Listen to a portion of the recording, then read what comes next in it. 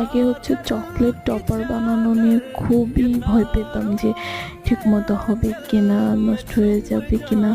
মানে chocolate topper বানানো আমার কাছে মনে হতো যে অনেক বড় একটা চ্যালেঞ্জ।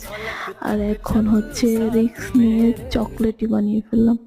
আসসালামু আলাইকুম everyone, welcome back to Mariyam cakery. কেমন আছেন সবাই?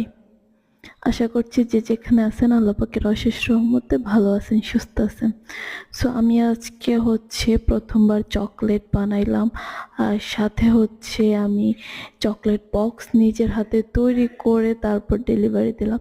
দ্যাট মিন্স আমার কাছে কোনো চকলেটের বক্স ছিল না, সেরকমভাবে কোনো চকলেটের অর্ডার আগে আসে নাই। এমনিতে চকলেট টপার বানিয়ে কেকের উপর বসানো হইতো, কিন্তু সেভাবে চকলেট বানিয়ে ডেলিভারি করা এটাই প্রথমবারই হয়েছে। আমি ভাবতেছিলাম যে চকলেটটা আমার কেকের সাথে অ্যাড করব,